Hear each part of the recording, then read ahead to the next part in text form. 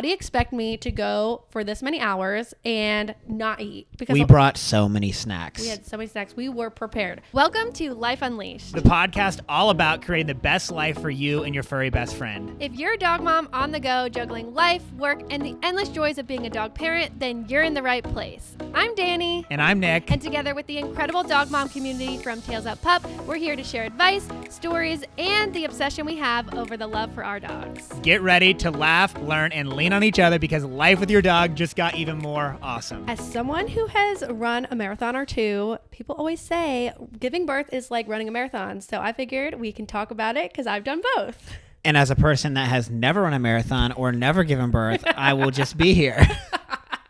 But you have hiked as long as a marathon. Further. And you have attended a birth, so you have some knowledge. I did help Danielle train for a marathon, so I should have run it with you, but... Yeah, you did the work. You should have just went all the way, but yeah. You didn't. So I had this podcast topic idea, and I was like, we've been putting it off because I didn't know I could talk about it that long, but then someone asked for our baby registry must-haves, things that we love, don't love because they're expecting, and I get a lot of questions about specific items. So we're going to combine the two topics. We're going to talk about giving birth and marathons and baby registry must-haves. My overall instinct was to say giving birth and running a marathon are nothing alike, but the more that I thought about it, there's actually a lot of similarities, so I do understand why people compare the two. Like in the sense of like the endurance aspect? Yes, they are both very much endurance. Most of the time, giving birth is much longer than running a marathon. Takes hours and hours. It can take days. The pain is probably a lot more in most people's births, but it really just, I feel like the similar aspects are that you need to train for both. People don't think about training for giving birth in labor. And I think that if you train, you'll have a lot better outcome in most circumstances. Obviously, not true in my circumstance because I ended up in an emergency C-section anyways.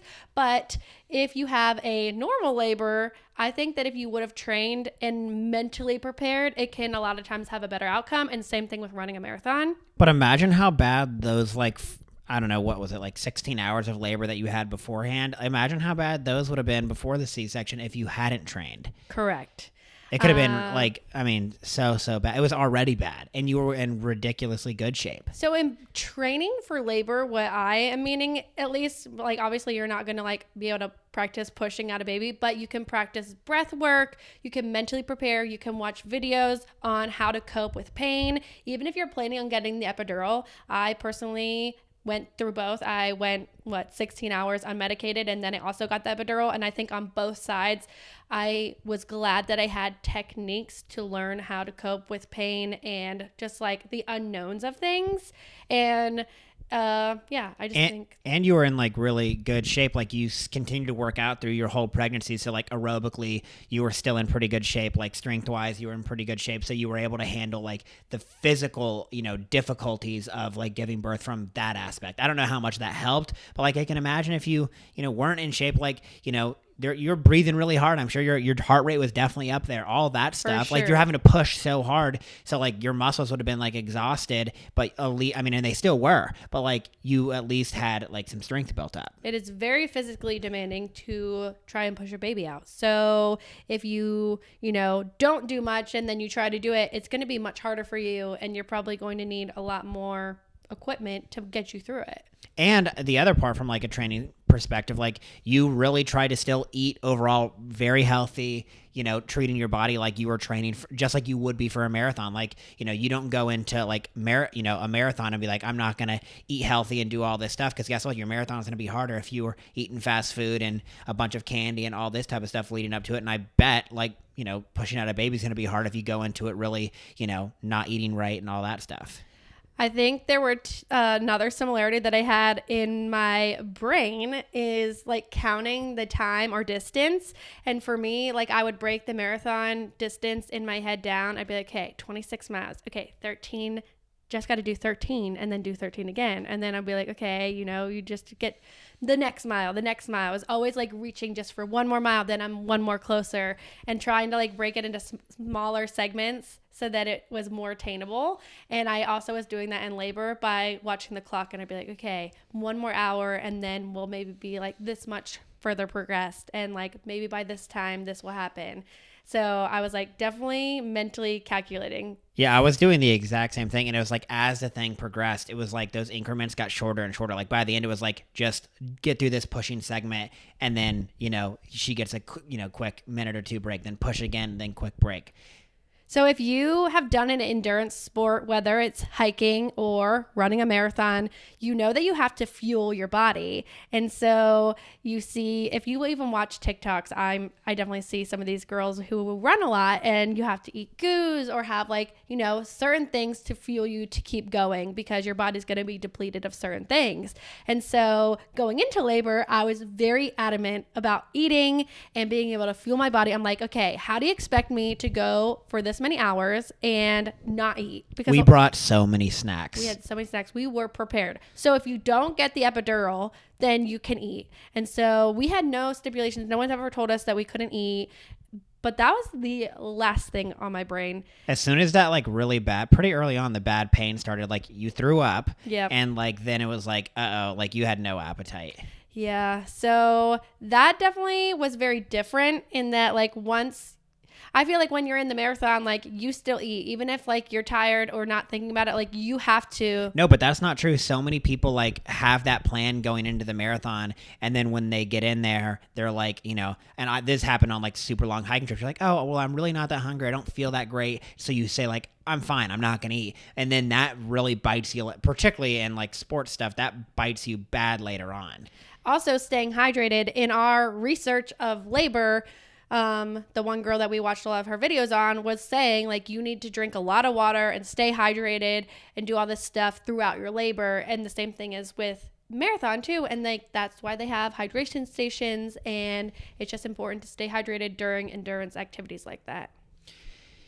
Yeah, the other thing that I feel there's a similarity in, just from the outside perspective, is in a marathon or anything that's long distance, is those last, what do they say, after mile 18 in a marathon, that's where it really gets hard. That's where the race is serious. Mm-hmm. And I feel it's kind of the same in labor. It's it's a progressively harder thing. It's starts out, okay, chill, and then it gets harder, and then and you're getting more tired as it goes on. Right. And so it's all compounding, and then by the end it's oh my gosh, this is you feel you can't go on. And in a marathon, you technically have you can drop out, but you're got to get that baby out. So that's, no matter what, you're going to have to get through that stuff. So being mentally prepared for it, know it's coming. I even feel in a marathon, knowing that it's going to be really hard mile 18 and further, just knowing that and mentally preparing for it is super helpful.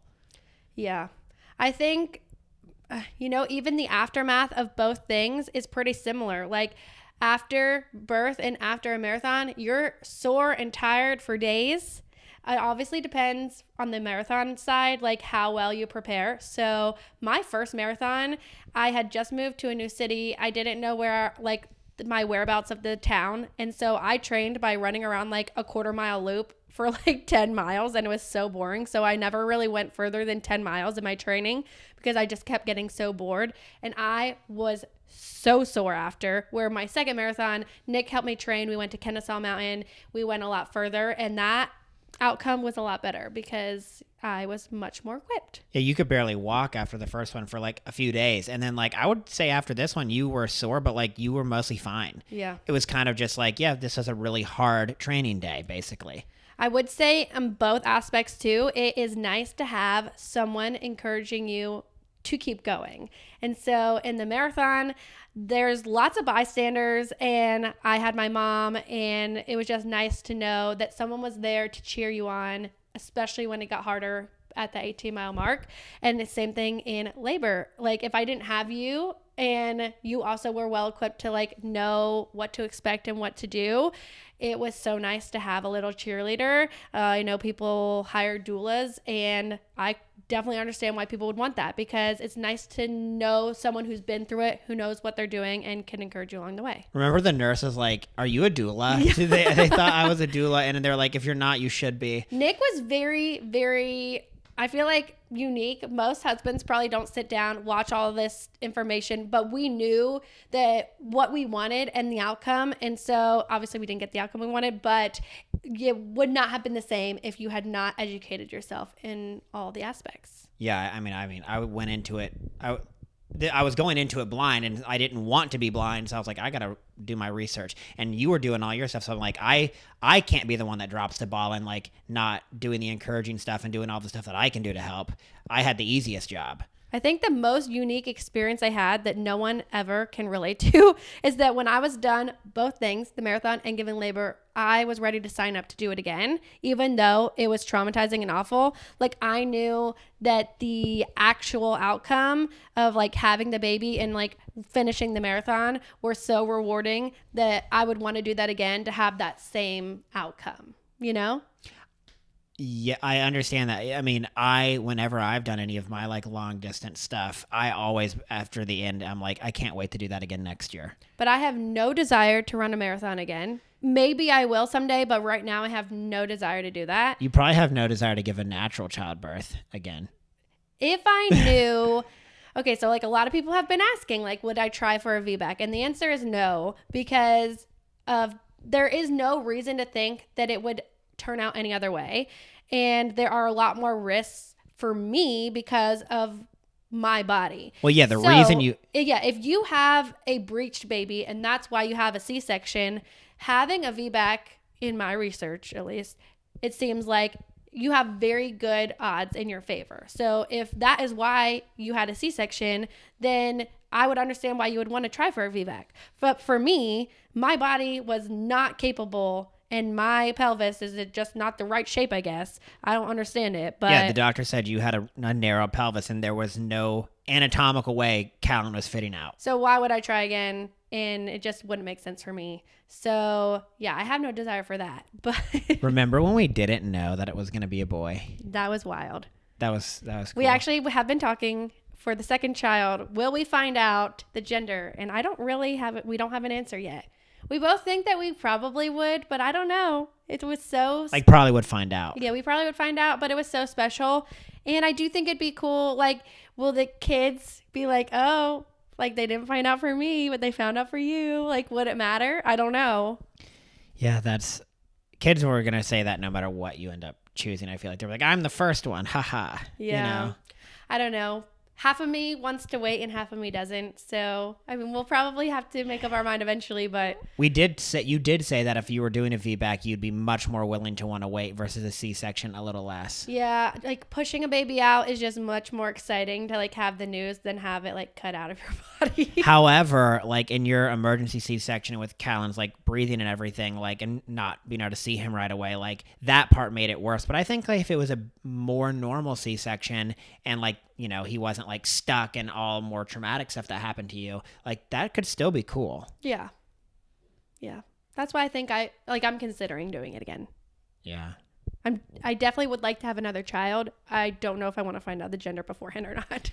So okay, hold on. You said you're not going to do a marathon again, but like, are you still like going to be interested in doing some long distance hiking or things like that? Yeah. So almost now it's 2 years ago that we went on our long hiking trip, and I would definitely do that again.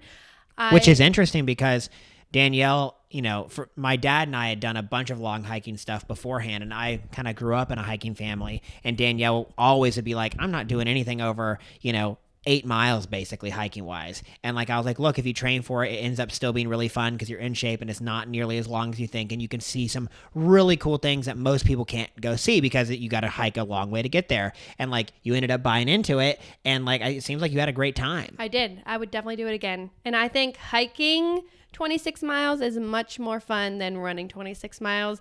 So I ran my marathons in Washington, D.C., and it was really cool to go to see the monuments and like run around a city that I didn't know that well. But overall, it just wasn't as cool as like going to the top of a mountain and like having a beautiful view. To me, that was way more fun. So I would do more things like that. And like go to new places. Also, we're not really crowd people, and that's like one of the reasons I've never been interested in running like a marathon. Like, to me, it just seems pretty miserable to wake up like super early, to have to like generally a lot of times it's cold, stand like, you know, in this like super crowded thing or whatever. It's only crowded in the beginning. No, it's not. When you see all those videos, it's like, you know, literally the entire race, you have a ton of people in front of you and a ton of people behind you. Yeah, like in the pictures, there are a lot of people around me, but it didn't feel like I couldn't run a certain pace or couldn't do anything. Like, there was plenty of room still. No, but like, it's kind of like on a trail, I don't like crowded hiking trails where it's like someone's right in front of you, someone's right behind you, even if you can go whatever pace you want. Like, I like it when it's like kind of just me and whoever I'm with and you're just out there. It's not that I don't mind that there's some people out there, but like, I'm not here for like all the crowds. Yeah. Okay, we have to switch gears and talk about our baby registry must-haves, things that we loved, don't love, and our opinions on some of the products that we've tried so far. Well, Callan definitely has his favorite things. He definitely does. So, thinking newborn, we loved the Snuggle Me, which is like a baby lounger. It was so nice to be able to put him down and not have to also have a bassinet with wheels, and that was really nice because you could move it. Like, if you have a house like us where the bedroom is on the same floor as like your kitchen or something, it's in the living area, it's nice to be able to wheel the bassinet. And we did that a lot. We did do that, but it was also nice to have a lounger that you could put on the floor or on the couch and like have the baby be cozy in that way too. And we also would put the Snuggle Me inside of the bassinet if we were just hanging out, not to sleep, but just to hang out. That was nice too. And that bassinet, the one that is on wheels or whatever, it was super easy to set up and very easy to take down. So that was nice. I'll have to make like a little Amazon link that you could put in like the show notes or whatever. Yeah. And you can find all the links to the things that we have so that it is easy for you to add to your registry. But while we're on sleep, the sleep sacks, what they were from. So we've actually used quite a few sleep sacks. We were very lucky. So we are the last of our friends to have a baby. So we got so many hand-me-downs. So we barely had to buy anything, but there were a few things that we bought, like the bassinet, the Snuggle Me, and so we have lots of swaddles and sleep sacks to try. So we started with the swaddle, and that is the Dreamland swaddle. We loved it, and it was very similar to what Callan was in the NICU. So he had a great transition. And we also tried the very beginning, you know, in the hospital, they wrapped him in a blanket, which he did fine within the hospital. Those first, few days. In the NICU, he was in something different, like that weighted one or whatever he had. No, it was a blanket with a weight on him, right? Yeah. And so we had the blanket. Then we had one that was like a Velcro one that we did for like a few days. I was trying to remember what the name of that one was. I'll have to look it up. That one, for a lot of reasons, it just didn't seem like he liked it quite as much. I don't think it was bad, but then we transitioned to the Dreamland ones that are like kind of the weighted sleep sacks, and he was in those for a while, and he loved them. Yeah, so that's what we used the longest, and then when he could start rolling, we switched him to the Merlin sleep suit, and he loved that. He was so cozy in that, and now he is 4.5 months old. He couldn't. That was before he could really roll too much. Yeah. Well, that was like when he was starting to roll on the ground, but he wasn't rolling in his crib or anything yet. And then now he is 4.5 months old, and he uses the Halo sleep sacks, and we have been loving those as well. Which is way like he can roll and do everything he wants in his crib. He's been sleeping on his stomach and pushing himself around, and he is living his best life. Yeah, and that it's just a much like lower profile sleep sack, but he likes it. So I would say have a few different options, especially as they grow. They're going to use different things. And, babies spit up and all that type of stuff and have accidents and things. So, like, it's really not fun, like, in the night if they had an accident. And yeah, definitely have two because at least one will be washed and you will need another one with how they nap and stuff. I will say, if you have friends or are having a baby shower or both, do not buy yourself any blankets, loveys, stuffed animals, probably even most clothes Bucks. until you have all of the functions that you're going to have, because people, even if you don't put any of those on your registry, and if you tell everyone, please just buy off my registry, people will still show up with all of the things because they think it's cute and they saw it at the store and they thought of you.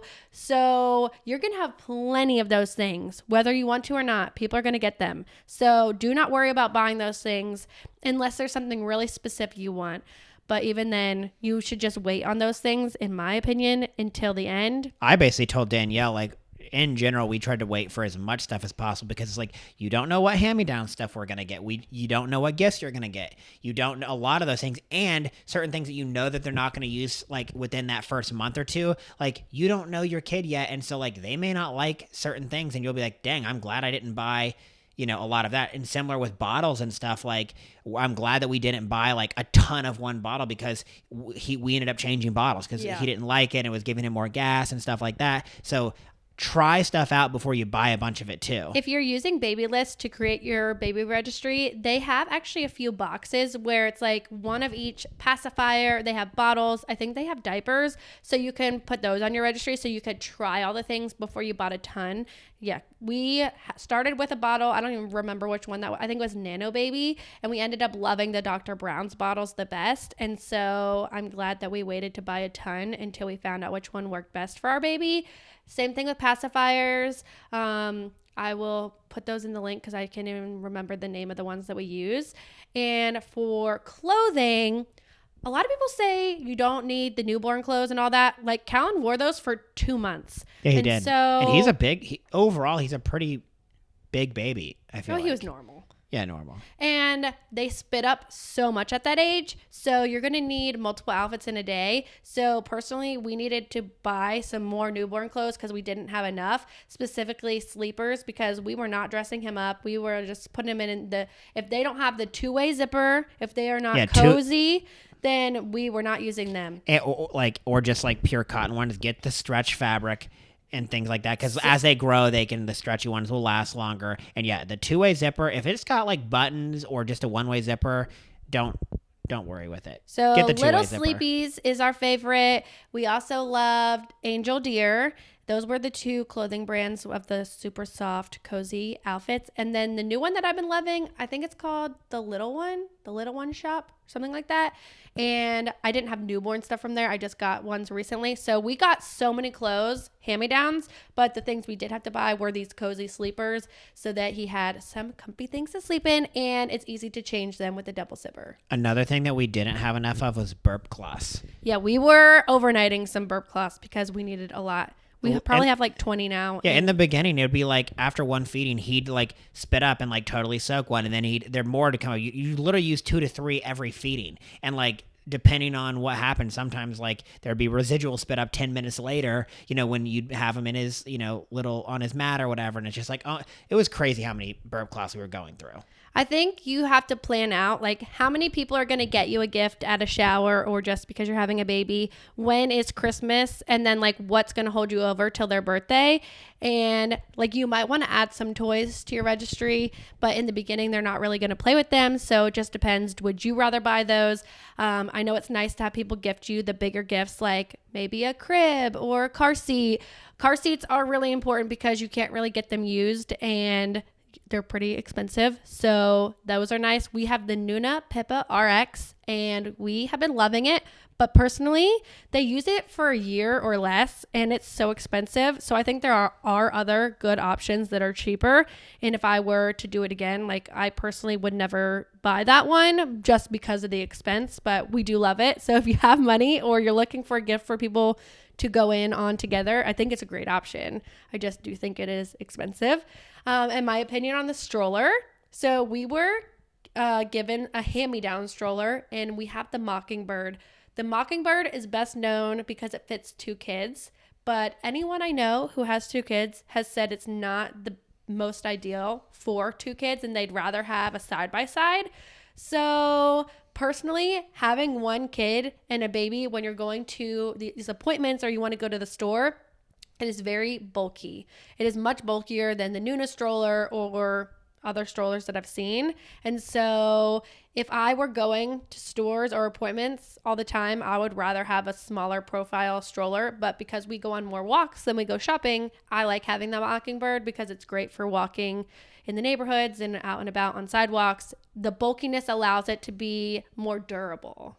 One thing that is interesting from like a stroller standpoint, and there's just no way to know, Callan has his moments where like he just does not want to be in the stroller. I feel like there's a lot of times, whether it's walks or whatever, that like he'll start in the stroller and then he ends up getting carried. That was when he was little, though. No, he's much better now. Not when we were in Pennsylvania. Yeah. He for the lights, he wanted to be carried. Yeah. A lot of times he does not have it. We should try to turn the seat around now. So the cool thing about the Mockingbird is that it like clips in and out, so you can put all the different attachments. So we loved having the bassinet. That's controversial. A lot of people are like, oh, you don't need the bassinet. If you are walking from your house outside, then having a bassinet was really nice because I would not have put the car seat on the stroller to go walk in the neighborhood. I just feel like I probably wouldn't have liked to do that. When he was really little, it was good for him. Yeah, it was great. The bassinet. And now we use the actual seat, but it's nice to also be able to pop in the car seat on the stroller.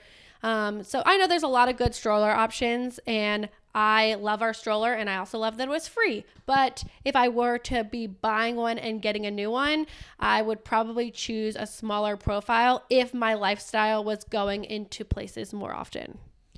Yeah. I mean, one thing that I'm really liking recently, and Callan is like just now big enough to do this, is the Osprey like carrying hiking backpack. I'm really excited to be putting him in that more often. Nick is like, why don't people wear this in the grocery store and this is that? Like, it is big. People are not wearing that in the grocery store. You would look like a fool. So that backpack is strictly for going on walks and outside. So if you don't do that, then don't put that on your registry. No, I put him in it and walked around the house sometimes. Yeah, but that is a you thing. That is not a common thing. Yeah, but maybe it should be. Okay, but the carriers that I absolutely love is the Solly wrap. So I can still use that now. It was great when he was a newborn. It is so cozy. It is very intimidating to learn how to put it on because it's just a wrap that you put around, but they have great tutorials. I absolutely loved it. It was comfortable. He was comfortable. I was comfortable. I loved it. It supports his neck really well. Yeah, it was just a great option. The other carrier I have is the Ergo Baby, and I personally do not love it. A lot of people love it, so I think that I'm doing something wrong. It just doesn't feel right. It's not very comfortable, and yeah, it just feels like something is wrong. So I don't love it, but I feel like maybe I'm doing something wrong. I feel like there's been a few times where I've worn it, like when I'm doing things with him, and like it's okay. Yeah. I probably wouldn't recommend, but I don't have another option for you guys. I know the Artie Pop is really popular, but it's so expensive, and I don't know how people afford that for a carrier. But if you carry your baby all the time, then maybe it would be probably worth it. But for us, I just am not wearing him. I thought I would wear him all the time, but then in reality, it's actually really hard to do things like cutting a bandana with a baby in front of you is actually really bulky. Like, I can't press bandanas because... Which is why I like the hiking carrier. I understand why you like it. It's just not normal. I think it's practical. It is practical for you, but not the average human being. If you are breastfeeding, the Boppy pillow was amazing. I know there are other options out there too. Basically, everything has many options. We did not try the other options, so we can't speak on those. But we have the Boppy. We love the Boppy. For breastfeeding or bottle feeding. Oh, yeah, you're right. Yeah, bottle feeding was really nice to have it too. So overall, the Boppy, and it grows with them. So like now he can sit in it. He can lay across it. It was great with tummy time. There's lots of things you can do with the Boppy, and 10 out of 10 recommend that. What is the mat we have for him to lay down? I know it was originally a dog mat, but they now are rebranded for baby. It is called Toki. It's great. Toki bed? Toki mat? It's Toki, and it was branded for dogs. They sent us this bed in PR for Gracie to send them a photo. They were a full dog company. Now they have totally rebranded. They are all baby. I don't even see anything for dogs, I don't think, on their website anymore. It is all baby, and it is great because when your baby cannot sit up, which is most of the time up until like 6 months, you have to be careful where you're putting them down because their heads are soft, and you just have to be careful. So putting them on a soft mat has been so nice. So that's why we liked the Snuggle Me when he was really little. But as he grew, he wanted to have more movement. And so putting him on the mat was great. And we still love that mat.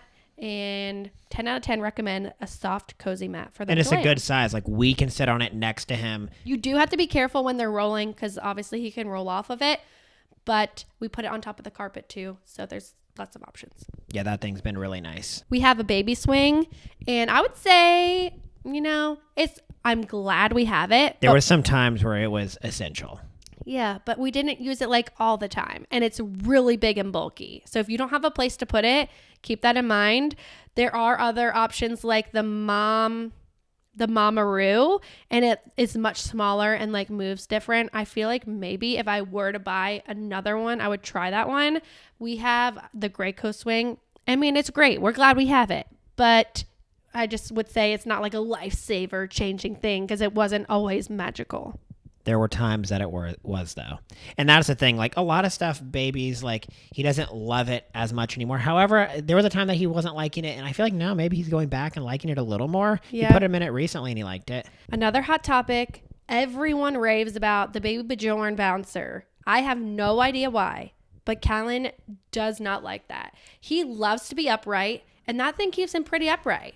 And he loves toys, and that has toys on it. I don't know why. He has never liked that seat. And he still will only be in it for a few minutes before he goes crazy. Yeah, I don't know why. We have, what's the monkey seat called? I don't know. We just call it the monkey seat. It was a hand-me-down, and my cord is kind of stuck. He loves that one. So it actually reclines more, and it's just a bigger profile. So I think there are cheaper, cozier seats, but that is my opinion because some people love it. Some people love it. I don't know why though, but not for me. Not for Callan. A toy that we're looking at while we record this is the Zany Zoo. That was also a hand-me-down. And I think that most babies wouldn't use that until they're a little bit older. But for some reason, Callan loves it. And it has helped him learn to sit up because he loves to sit at it and play with all the toys. So I know a lot of kids love that when they get older. But I don't know how much that thing costs. But it doesn't look cheap. One thing that he did like as a baby is the like high contrast like cards that like you can stand up. Yes, I've seen like those all over social media, and he loved to look at those, and we were glad that we had those. We had some like different things that we could put them in so they stood upright so he could look at them. Great for tummy time. Oh, that was what I was going to talk about. The playmat. I would not recommend the playmat that we have. So no, the one in his room. So we had the playmat out for like the first 2 months that he was alive, and we would lay him on it, and like it was a good place to put him down because it was soft. And this was before we brought that dog mat out. But the mat that we have has toys that are way too high. You need a playmat that has things that hang low enough that they can hit them and play with them. And I know the Love Every mat is expensive, but in my opinion, it would be so worth it. And I wish we had that one because it is big. They can grow with it. The toys hang low, and there's lots of different things for them to do on that mat. So I would put that one on my registry over the one that we have. Interesting. Yeah. I mean, it's true. He didn't love it and he couldn't reach the stuff. Oh, and definitely you want to have diapers on your registry and different sizes. It was so nice. We didn't have to buy diapers for over 3 months because we had a good variety of sizes, and it was just nice to not have to buy diapers for that long because they're expensive. Yeah, now I feel like now we have to buy all of them, don't we? And yeah, we do now. And people just gave us different brands, so we got to try out. And there was nothing we hated, but my personal favorite are the Pampers. They are superior. I need to do the math. I was actually saying, like, now that we're going to be dwindling on our diapers, I did buy Costco diapers because everyone raves about them. I want to do a price comparison of Costco price versus Pampers at Costco or at Target, because if it isn't that drastically different, I would rather have the Pampers than the Costco ones. The Costco ones are fine. Yeah, they're not bad. They're not bad, but I just feel like the Pampers seem more superior. Yeah, I don't know what it was about. Maybe better structure. It seemed like less leaking and things like that. I don't know. Also, wipes. It was really nice to have a variety to test out and see what we liked and didn't like. There was nothing that like Callum reacted to. It was all personal preference for us. And the Millie Moon ones are definitely superior, but they're more expensive. The Costco ones are fine, so we keep buying those ones. Having wipes that separate with just like when you're pulling it with one hand is so nice. Like the ones that like stick together and you're like have to grab with two hands, like that's just, you need to separate with one hand. We do use a wipe warmer. We like it.